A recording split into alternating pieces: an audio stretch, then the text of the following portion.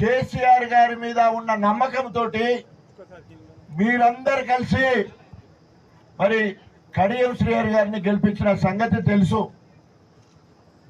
అది ఇప్పటికే అదొక కుమ్మరి పురుగు, అది ఉండేకాడు ఉండదు. అదొక కుమ్మరి పురుగు ఉండేకాడు ఉండదు.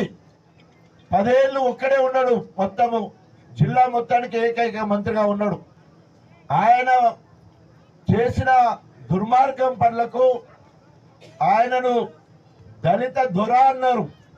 దొరలు కూడా అంత గర్వంతో ఉండరు, కానీ కడియం శ్రీహరిని దళిత దొర అని అన్నలు పేరు పెట్టిళ్ళు.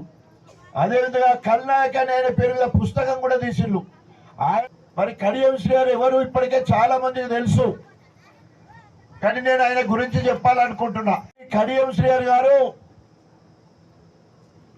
ఒక అమ్మకు ఒక అయ్యకు పుట్టిన దాఖలు ఎక్కడ కూడా కనిపించాయి. ఇది మంచిగా మీరు వినాలి. ఇది చెప్పడానికే నేను ఇక్కడికి వచ్చినా. ఆయన బైన్లోడ్ అని చెప్పుకుంటున్నాడు, కానీ పెరిగింది మాత్రమే బైన్లల్లా, పుట్టింది పద్మశాలి ఇంట్లో. తల్లి తండ్రి ఇద్దరు పద్మశాలి అలా పుట్టిన తర్వాత ఆ కుటుంబంలో స్విచ్ పెట్టిండు వీళ్ళు అయ్యారు ఎంకన్నర్సు.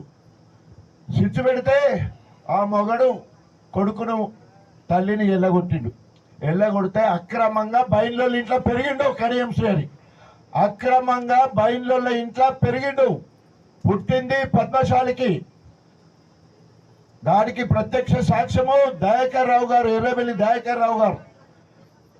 గంత హీనమైన చరిత్ర. అలా మొత్తము జనాభా కలితే 600 మంది ఉంటారు. ఒక్క ఊరుకు సంబంధించిన జనాభా మరి ఇలా 70 లక్షల మంది మాదిగలం. నేను అసలు సిసలైన మాదిగా, తాటికొండ రాజయ్య మాదిగా.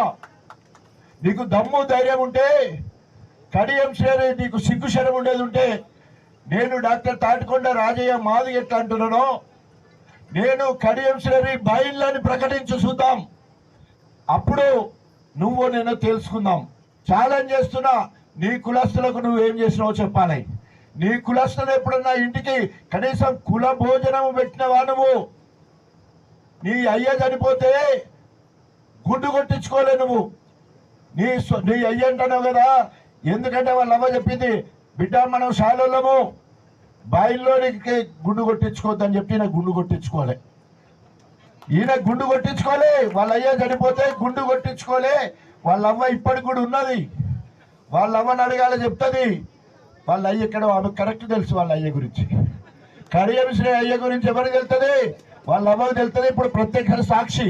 లేదంటే అన్నదమ్ములు 2 ముగ్గురు, ఆయనకి వెంకట నర్సుకు 3 పిల్లలు, వాళ్ళందరి కొడుకులది డిఎన్ఏ పరీక్ష చేయాలి.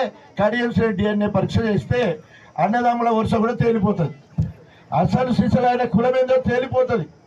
అట్లాంటి నకిలీ దళితుడు కడియం శ్రీహరి ఈరోజు మన అందరి హక్కులను మొత్తం కూడా 60 ఏళ్ల కంచెల్లి, 20 ఏళ్ళేమో విద్యార్థి దశగా ఉద్యోగం వరకు 20 ఏళ్ళ రిజర్వేషన్ వాడుకున్నాడు. 40 ఏళ్ల కంచెల్లి రాజకీయం, అంటే మొత్తము 60 సంవత్సరాలు. అంటే రిజర్వేషన్ వాడుకోవడంలో షష్టి పూర్తి చేసిండు.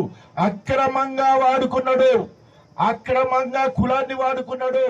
ఈ రోజు అందలం ఎక్కి కూర్చున్నాడు.